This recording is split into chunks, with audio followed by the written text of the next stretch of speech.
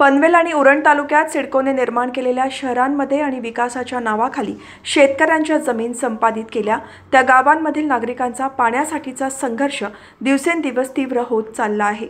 शहरांमध्ये नळ कोरडे पडले आहेत, पाण्याच्या टाक्या रिकाम्या आहेत आणि नागरिक त्रस्त झाले आहेत। विकासाच्या नावाखाली सिडकोने गगनचुंबी इमारती तर उभ्या केल्या खऱ्या, पण पाण्याचा विचारच केला नाही असा आरोप नागरिक करत आहेत।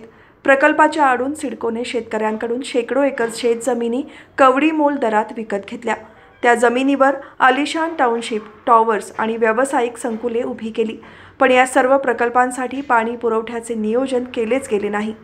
नवीन पनवेल, खांदा कॉलनी, खारघर, कळंबोली, तळोजे, उलवे, करंजाडे आणि कामोठे या सिडकोच्या आदर्श शहरांमध्ये सध्या पाण्याचा तीव्र तुटवडा आहे। अनेक भागांमध्ये पाणी येतच नाही, आले तर तेही कमी दाबाने।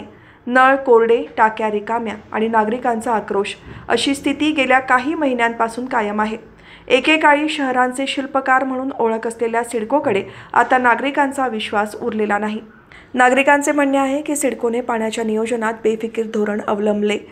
विकासाच्या नावाखाली फक्त बांधकामे केली गेली, पण लोकांच्या मूलभूत गरजा दुर्लक्षित राहिल्या। सिडकोने शहरांचे नियोजन कागदावर केले, पण वास्तवात नागरिकांना तहानेने मारून ठेवले अशी कडवट प्रतिक्रिया आता नागरिकांमध्ये सर्वत्र उमटत आहे। शहराच्या शिल्पकार नावाखाली कोट्यावधींची गुंतवणूक करून सिडकोने स्वतःची प्रतिमा झगमगती केली, पण नागरिकांच्या दैनंदिन जीवनात पाण्याची कमतरता हीच सर्वात मोठी समस्या बनली आहे। पाणी पुरवठ्याचे नियोजन पूर्णपणे कोलमडले असून लोक पाण्यासाठी रस्त्यावर उतरली आहेत। खारघर, कामोठे, कळंबोली, नवीन पनवेल, तळोजा, उलवे आणि करंजाडे परिसरातून गेल्या काही महिन्यात भाजपच्या पाण्यासाठी आंदोलने करण्यात आली आणि पाण्यासाठीचा संघर्ष अजूनही करायला ते तयार आहेत असं भाजपच्या लोकप्रतिनिधींकडून सांगण्यात आले आहे। यामध्ये सिडकोने जोपर्यंत पाणी पुरवठा सुरळीत होत नाही तोपर्यंत नवीन बांधकामांना ओसी आणि सीसी देऊ नये ही मागणी आमदार प्रशांत ठाकूर यांनी केली आहे। त्यांनी घेतलेल्या निर्णायक भूमिकेमुळे पुढच्या काळात जर पाण्याचा प्रश्न असाच राहिला तर मोठं जनआंदोलन उभे राहू शकते। या भागातील अनेक रहिवाशांनी सिडकोने विकास केला नाही, फक्त अडचणी वाढवल्या अशी नाराजी व्यक्त करत आहेत। प्रत्येक शहरातून पाणी प्रश्नावर मोर्चे आणि आंदोलने निघत आहेत। नागरिक सिडकोकडे विचारणा करत आहेत। शहरांचे शिल्पकार म्हणवणाऱ्या सिडकोकडे खरंच पाणी प्रश्नाचं उत्तर आहे का?